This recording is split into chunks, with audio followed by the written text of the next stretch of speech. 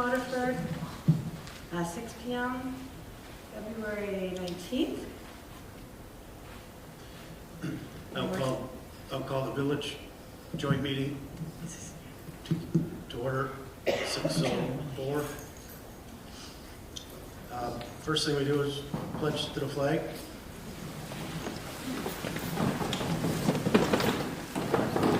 To the flag of the United States of America, and to the republic for which it stands, one nation, under God, indivisible, with liberty and justice for all. A reminder of those who have not got here, please speak to the mic, please speak it out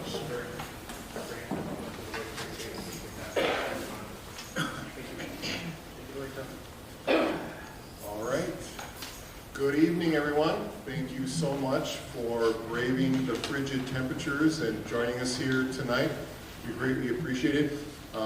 Andy, do we have people on the Google Meets meeting online? No. Okay, no one yet.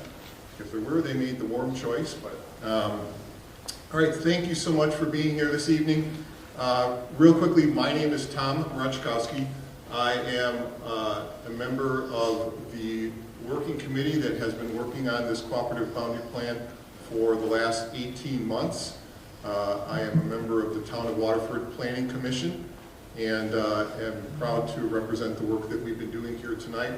We're going to start off the main purpose for this meeting is really to hear from all of you, give you the opportunity to offer comments on the cooperative boundary plan that has been drafted and shared with you all. So that's the focus. We are going to start with a quick recap of how we got here and this plan and the benefits to Waterford before we move into the public comment section of this. So real quickly, Andy, next slide. Quick look at our agenda for the evening. We're going to do a summary of the draft terms and conditions of the plan. We'll cover the benefits that we see in terms of what this offers Waterford, a brief recap of the next steps after tonight's meeting, and then we will turn it over to Stan Riffle, who is going to moderate the public comments portion of the meeting. All right, next slide, Andy. Can you read that? One more time. Thank you. All right, real quickly, this work began in July of 2023.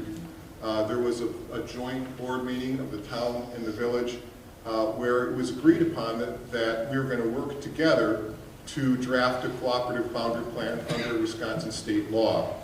A working committee was formed, that is myself, colleagues from the town, Dale Garkey and Doug Schultz, along with Village President Don Houston and Trustee Adam Jaski. The five of us have been working together since September of 2023 on this plan. We have provided regular updates at almost all board and village town and village board meetings since that time. We've had extensive meetings with stakeholders from across the community to get input into this plan. We've held 3 public Q&A community listening sessions on this plan where we've given the public at large an opportunity to ask questions, get answers to their questions around this work and what it means to Waterford and to them personally. We've also held a dedicated meeting with a specific group of Town of Waterford landowners whose properties exist within the village growth area, and we worked to answer their questions and to develop a relationship with them about this work as well. And we also had a dedicated meeting with a group of residents of the Hickory Hollow and surrounding subdivisions on questions that they had about the plan and worked with them to make some revisions and move forward on it. So it's been going on for a while. The 5 of us have met almost weekly since we started this work. So well in excess of 65 to 70 meetings, at least an hour or 2 hours apiece, a lot of time and effort. We've gone slow, we've worked through it. We haven't always agreed, but we have definitely built trust and worked together to draft something that we feel very good about. in moving forward. So we want to go through a quick summary of the terms. These have been covered at previous community listening sessions, but for the purpose of just refreshing everybody's mind on where we're at with this, I'll go through them quickly here. The cooperative plan term length is 50 years. That is relatively customary. These are long-term agreements between municipalities that are meant to be durable over the long haul and provide a foundational planning base for communities to move forward. A key element of this is the Village of Waterford's extraterritorial zoning district and land division authority. The village will retain that authority on town lands within the village growth area. That is 1,179 acres. This is the same as now. Those properties are currently under this oversight of the village. Nothing changes there. That stays the same. The town gains full zoning and development authority on 2,581 acres of its territory that was previously under village control. That is 68% of the village's current jurisdiction in terms of extraterritorial zoning is now returned exclusively to the town. The Town of Waterford Board will not support or assist any town incorporation attempts going forward. This again is rooted in past history. I think those of you who have been out here for a while recall the fact that the town did attempt to incorporate several years back. That prompted a reaction from the village around some of this stuff. The cornerstone of this boundary agreement really centers on fundamentally and positively burying the hatchet, if you will, on the things that occurred relative to that particular time in Waterford's history. And these two components of the plan are cornerstones of it moving forward. So there is a municipal boundary map that has been drawn. These plans involve municipal boundaries and the setting of municipal boundaries and potential boundaries going forward, but as we'll talk about, that is not exclusive to what's covered in this plan. The municipal boundary map that has been drafted for the town and village of Waterford depicts the broadest possible village growth area over the next 50 years. That's important to know that that is the broadest possible. It is not the village growth day one, the minute this plan goes into effect. That is the maximum that the village would grow over that period of time.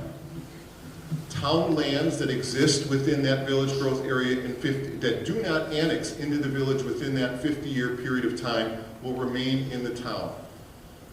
Important to point out on that particular item, this is unusual.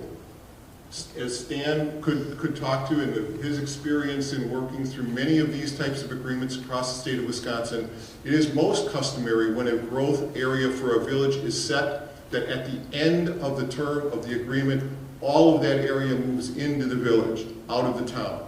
That is not the case here. Any part of the town in the village growth area that does not annex in 50 years remains in the town.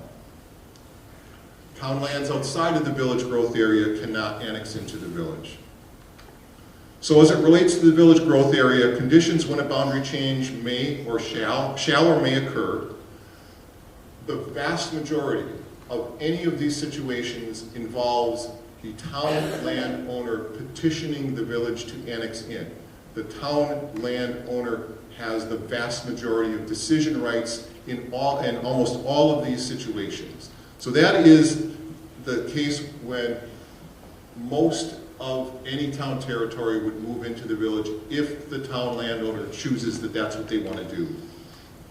It could also be for the extension and agreement by the village to extend village sewer and water utilities to that particular parcel. Or if a particular town parcel within the village growth area undergoes a major redevelopment, then that would transfer from the town into the village. There's also a situation that we've talked to in the community listening sessions about the unlikely but possible scenario where a town island is formed. That's a case where a given parcel would become completely surrounded by village territory and therefore become an island. If that were to happen, the state of Wisconsin, within the context of these agreements, sort of frowns on those things, and that town island would then ultimately move into the village. But as part of this agreement, we have negotiated a 7-year waiting period, or grace period, if you will, for any town islands that could possibly occur to move into the village. Or in the case if that particular property is sold, it would transfer to the village as well. Andy, next slide. All right, property tax revenue sharing agreement. Town of Waterford will receive property tax on any annexed parcel for 10 years after annexation. It is customary that that would be 5 years, or required by state law that it be 5 years. We have negotiated 10 years. Shared revenue will be based on current town assessed property value at the time of the annexation. And that shared revenue is calculated the town's then current mill rate in each year of the 10-year period. This is significant in that the town in these cases would receive revenue sharing for longer than it would customarily receive revenue sharing, and at a greater rate probably, presumably, if assessments go up, than they otherwise would. There's also something called the Wisconsin Agricultural Land Conversion Charge. When agricultural land converts from being agricultural to being something other than agricultural, in the case of moving into the village, if that were to occur, that is a charge that is paid to the village. In this case, the village would agree to split that charge, the proceeds of that charge, with the town, so the town and the village would both benefit from that particular source of revenue. Usually not very large, but it was an important consideration and brought up as a key element of this as we were negotiating it going forward. Shared services. So as this agreement has come together, there are a number of other things that we have put in here that are really foundational to how these two municipalities work together in tandem as partners going forward for the betterment of Waterford overall. So we've agreed that we would pursue governmental efficiencies through continued and increased sharing of services and capital expenditures. That both municipalities would proactively notify one another and work together on contracts for common services and capital expenditures. Proactively provide each other the opportunity to bid on municipal services that one or the other of them provides. And consistently and openly work together to eliminate duplicative and unnecessary expenditures. So that connotes the idea that there's going to be openness, sharing, collaboration, working together to minimize costs as best as possible for the taxpayer. Andy, next slide, please. All right, Village of Waterford, water and sewer utility. Town landowners that may choose to annex into the village can remain on their existing well and septic if they choose to do so. Or they can petition the village for extension of water and sewer service, and the village has the option of granting or denying that request. We've also incorporated in here a number of things related to road futures. The current state is confusing in a number of ways, and we have sought to clarify and simplify confusing and ambiguous road boundaries, namely where boundaries run through the middle of a road as opposed to on the side of the road where it's clear which municipality has accountabilities for the road. If the town would reconstruct a potential village road, i.e. a road within the village growth area, the village would be permitted to lay and fund water and sewer utility under that road at that time. All future road construction would be done according to current engineering standards at the time of construction. No municipality boundaries down the center lines of roads, and that is something that we would be cleaning up as associated with this. And all town roads within the village growth area would be maintained at or above what's called a PACER rating, and a PACER rating of 4 in this particular instance, which is not pristine, beautiful roads. It's pretty much a minimum. Fire service boundaries would remain the same as current municipal boundaries. If future annexations occur, fire service boundaries would change accordingly. Next slide, Andy. All right, going forward, again, as we have worked on this, the spirit of partnership and trust that has been built up between those of us working on this has been significant, and we have truly tried to do our best to work in the best interest of Waterford overall, as well as protecting the interests of both the town and the village within this agreement.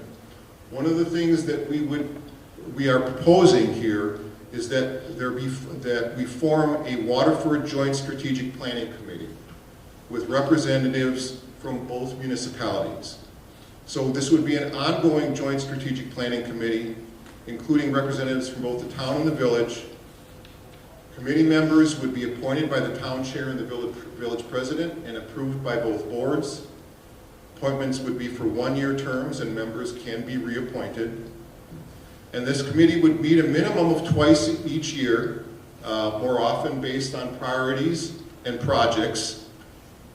And its essential accountabilities would be oversight of this cooperative boundary plan, collaborative and strategic planning on matters impacting and beneficial to the greater Waterford area, development of ideas to enhance Waterford's quality of life and optimize services, reduce costs, and maximize efficiencies in terms of how these municipalities are run, proactive, transparent, and constructive communication. And this committee would be responsible for developing joint proposals and recommendations to both the town and the village board. So important to point out, no decision authority here, but recommendation authority, and really a group that would be rolling up their sleeves at doing the things that are described here. All right, next slide in. Those are the essential terms of this agreement. There are within the agreement protections, what I would call protections, to ensure that in the future that the terms of this agreement are held to, that the spirit of this agreement is held to by both municipalities. Those protections exist within here. The benefits, we believe, to Waterford overall are many. So we're going to just go through some of those quickly here. This eliminates current conflicts between the village and the town. A lot of that relates to this whole situation around extraterritorial zoning and the issues related to the town's failed incorporation attempt and the conflicts that have resulted from that situation. This agreement eliminates those. It significantly reduces the potential for future conflicts between the village and the town based on the terms that we talked about. It provides a clear strategic foundation for planning both municipalities' futures. It provides the village with critical clarity and focus for planning its future growth. It secures and preserves over 98% of the town's tax base for the next 50 years. It secures and preserves over 94% of the town's territory in terms of acreage for the next 50 years. It establishes a clear, proactive, preemptive planned strategy for addressing inevitable municipal boundary decisions in the next 50 years. Boundary decisions are going to happen whether this agreement exists or not. Those can be contentious, they can be fraught with issues, problems, delays, etc. This agreement is intended to get out in front of those situations. It provides a durable strategic plan that applies regardless of future changes in municipal leadership, personnel, plans, priorities, and personalities. So this is not, this is seeking to mitigate the risk of future leaders thinking, well, no, I don't go along with this. I didn't agree to that. This holds people accountable, leadership accountable into the future based on what has been written in this plan. Andy, next slide, please. It saves time and effort and avoids countless future hours spent reacting to situational issues. So much of what exists and what occurs today is reaction to situational issues. There's not a lot of strategic planning, not a lot of visioning that has happened. This is intended to flip the script on that and give the leaders of these municipalities the headspace and the free space to visionarily look forward, planning the future for their constituents, not reacting over time and time again to situations that crop up. It frees up leadership time to develop and execute strategic initiatives designed to enhance the quality of life for the greater Waterford area. It saves money by avoiding legal services and potential litigation in reacting to situational boundary-related matters. It improves revenue sharing outcomes for the town beyond what is required by Wisconsin law. It provides greater control over any potential future dispute resolution process, resolves conflicts in a more creative way than might be possible if left up to a judge or a jury, provides a formal written contract, enforceable and defended by the state of Wisconsin, and most importantly, it contributes to a climate of cooperation, collaboration, and goodwill between the town and the village. And it provides positive momentum and a framework and catalyst for planning Waterford's future. That is essentially what is happening with this agreement. Andy, next slide. All right, before we turn it over to Stan, real quickly, the next steps after this public hearing and the public comment period is concluded. So we're holding the public hearing today. The public comment period exists for 20 days after this. So anyone who may not be here or who may be online or whatever, if you want to make comments that we would become part of state record and what is actually forwarded to the state with this agreement, you have a 20-day window to do that. And we simply ask that you submit those to the email address that you see on the screen here, waterfordboundaryplan@gmail.com. That email address has been set up and has been in place for well over a year for us to correspond with constituents who have an interest or have questions about the plan. Coming out of that comment period, there is the possibility for further revisions to the contract or to the plan. Ultimately, once the comment period is concluded, any potential revisions are completed, there is a final board vote that must happen from both the village board and the town board perspective.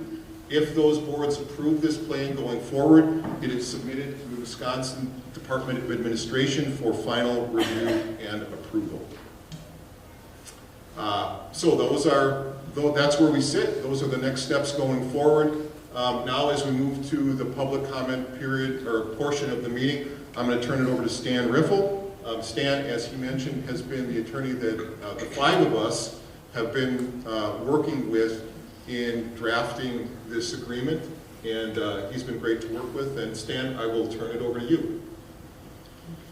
So this is a public hearing. This is your opportunity to step up to the mic, state your name, your address, and then make a comment with regard to this cooperative boundary plan that is being discussed tonight. This really probably will not be a give and take session. The members of both the town board and the village board are interested in hearing your comments. And so please, if you care to comment, step up to the mic, state your name, your address, and provide any comment that you would like for these two boards to take into consideration.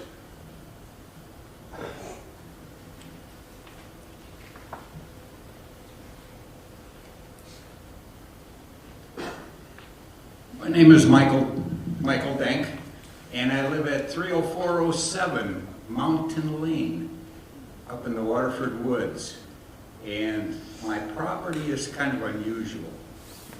my front yard and the road are in the town, so I pay a small portion of my tax to them. And my home is in the village, and my backyard going down the hill is in the village. So I have 3 property tax bills. And if I call the rescue squad, which happened to my wife, they wanted to send the volunteer rescue. The bulk of my taxes go to the village for the house.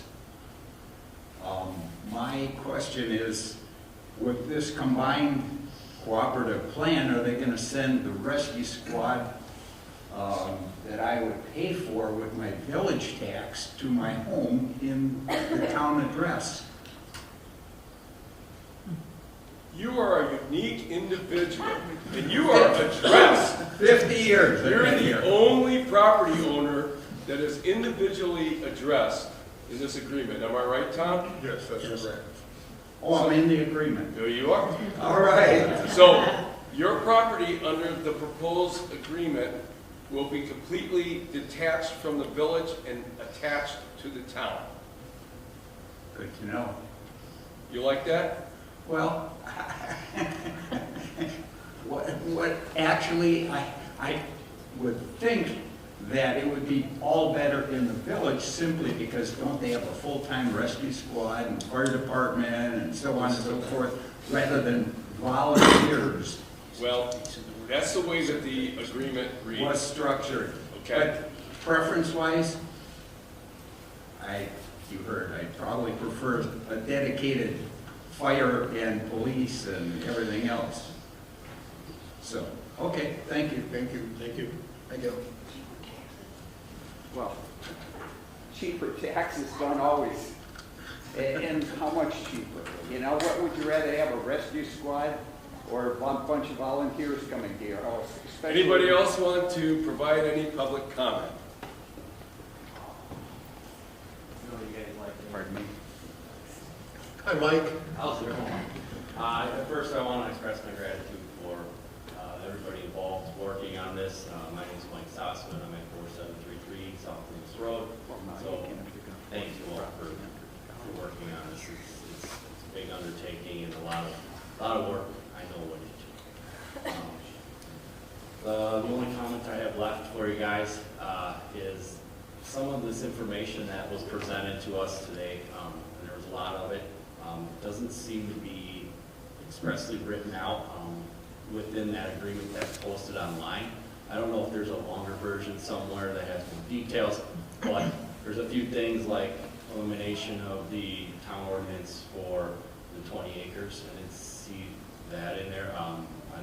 Maybe that's the ability to remain on personal septic systems. I didn't see that language in there. The ability to remain in the town, in the growth area, all these things, you said that was unusual. So the way I understand these agreements, they're unusual agreements, and they're supposed to be very specific with all the information, that the agreement includes. And it just seems to be, all these PowerPoints provided a lot of information, and it seems to be a shortened agreement, and I want to make sure that everybody's rights are protected, and to have all these in writing within that agreement. I think if that happens, it sounds like a great agreement. I just want to make sure, again, everyone's protected and that these get included in that language. Because right now, a lot of the information you presented today does not seem to be in that agreement. Thank you. Thank you.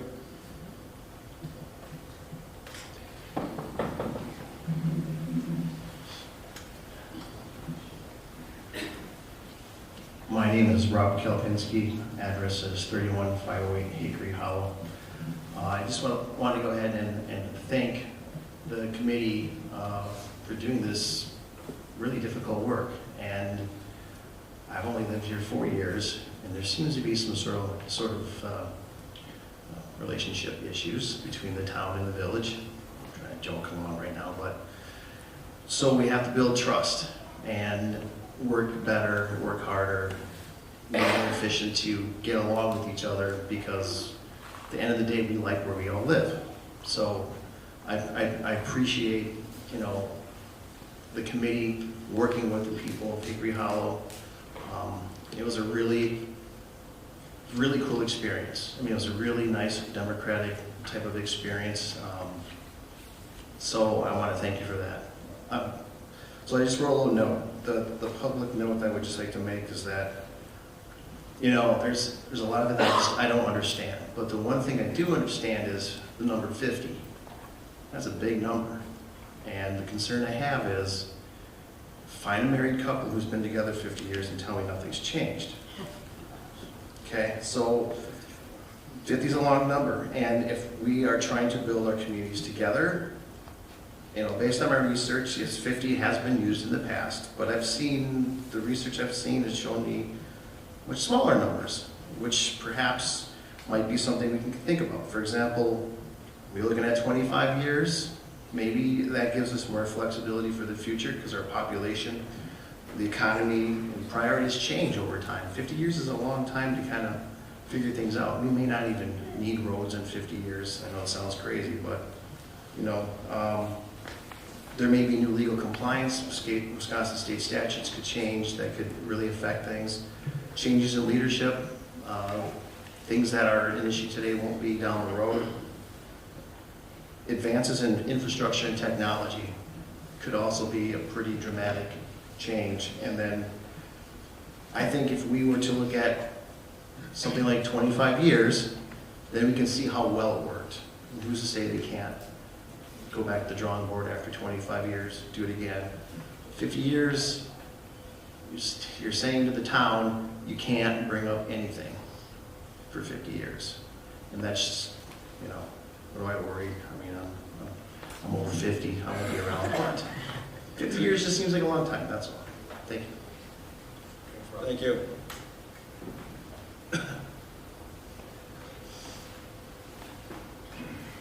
Good evening. Eddie Olander, 4609 Riverside Road, Waterford Woods. First of all, I'd like to thank the committee. It's kind of refreshing to see the two municipalities working together for a joint cause. My questions have to do with cost. I understand, and it's multi-part, so I understand the shared revenues that are between the two municipalities. If this goes through at the initial onset, is there any cost associated to anything that will have to be outlaid by the town and the village? The second part of that question is, relative to development, when we get into an annexing situation and services, etc., is that also going to be 50% relative to providing services, etc.? And because what I'm concerned about is, I think I've seen some projects on this plan, and I know I don't understand or comprehend the whole plan, but it seems to me that there's some costs that are going to come up almost immediately to be able to go forward. So that's what I'm kind of here asking about, Mr. Michkowski. Did I say that right? You did. You've been practicing. We're going to rename you to Mr. M. Remember, M is James Bond boss. So, anyways, I don't know if you can address that or not, but I'm kind of looking forward to that. And like the whole picture, have you guys looked at, okay, 50 years from now? I don't want to wake up 50 years from now and find out that, man, I lost a lot of beer money. I'm just kidding. Whiskey's my poison. But, so I'm just wondering if you gave that forethought into any future distance relative to costs outside of the shared revenue. Any answers, or should I sit down? This is public comment. Okay, thank you.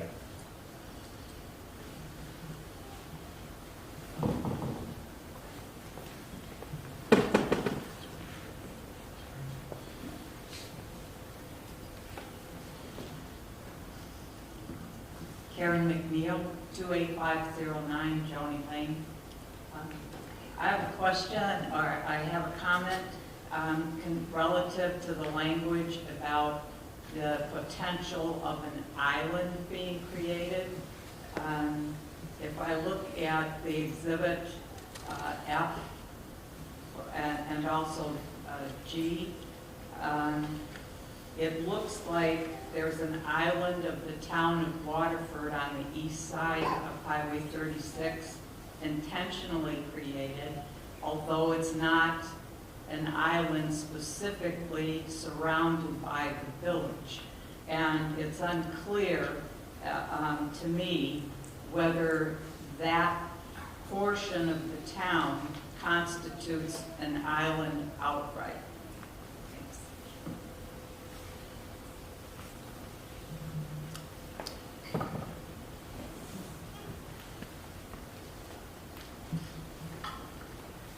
Joe Raguzzi, 32010 High Drive in the town of Waterford.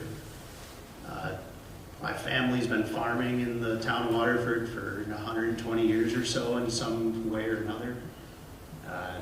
And my brother was going to build a house on our farm 2 years ago, so we were pretty surprised when we found out we couldn't split land off due to the village's 20-acre ordinance. So I think part of that kind of set some of this boundary agreement into motion. And so I just, wanted to come and comment that I hope in one way or another you guys can work together to get this passed, so that we can get that ordinance off the books, and let us, let the property owners have our rights back in the town. I have 2 young kids, and my daughter's already talking about how she wants to live next to us. So hopefully, we're not talking about this in 20 years. I'm sure her mind will change when she's going to high school here and doesn't want to be next to me anywhere. So, but that's all I just wanted to say is, and even if everyone else brought up some good points, let's not scrap it over a couple of things. Keep trying to work together to get this passed. I was told something a long time ago that has helped me. I've been called a perfectionist, and that's just, don't let perfect be the enemy of good. And sometimes, good enough is good enough, so we just gotta figure out what that is. But thanks for your time, appreciate it. Thank you. Thank you. Hello, Andy Addis, 29129 Elm Island Drive. So I have property in both the village and the town, and I just feel that it's my right to do what I want with my property, of course within legal limitations, but I do want to start and say I appreciate everything that you guys have done thus far. It's been a long road, but I do feel that it's time to finally find a resolution. We have this property that's within 1.5 miles, and so I understand that this has been proposed to support the growth and development and the betterment of the community, which is great, but I can't agree in acquiescence that the restriction placed on 1.5 miles, and for 50 years. So I just want it on record that I don't agree with the 1.5 miles. I know that you guys have worked to find to compromise, and compromise has been made. The town gets taxes, 10 years versus 5 for annexed properties. But I just want it on record that the 1.5 miles is something that I would like to see, because my property is in the town. So, and that's really all. But thank you. Thank you. Thank you.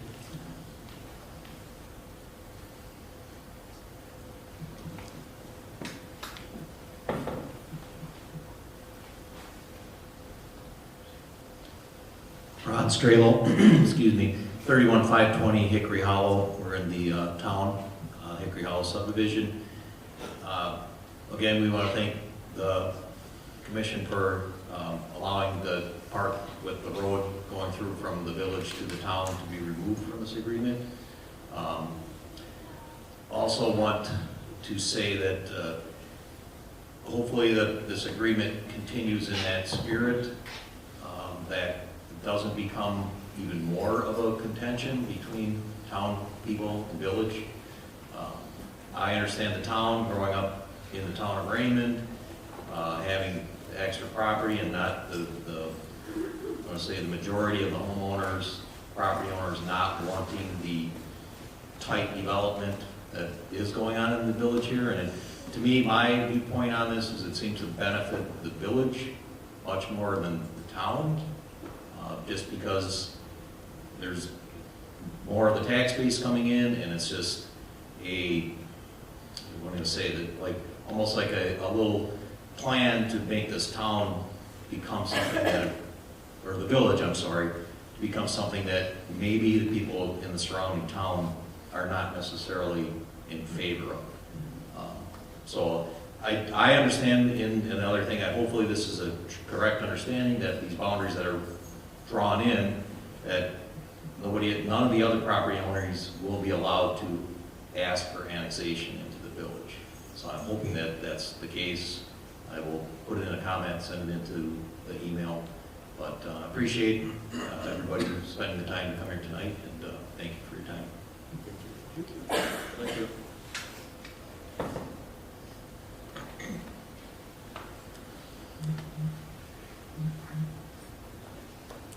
Going once. Going twice. Going 3 times. Anybody else? Well, thank you folks for coming tonight. As indicated, there's a 20-day period. I think that they have set up some type of format where you can go online and add comments. I think that the elected officials that are involved with this would be happy to take phone calls to answer any questions that you may have. I was here right from the get-go. What was in the summer of 23, and I was also involved in the conflagration associated with the last incorporation effort, and this community remarkably has come together like I could not imagine. So I'm an outside observer. I represent 72 cities, towns, and villages, and I've done many of these agreements, but this has been the most congenial group that I have ever witnessed. So you should be very proud of yourselves. So I'll turn it back over to the boards. Just need a motion to adjourn. I'll make a motion to adjourn. No second. Second. All in favor of adjourning the village board? Aye. I'll make a motion to adjourn the town board. I'll second it. All in favor? Thank you, everybody. Thanks, everyone. Appreciate it very much.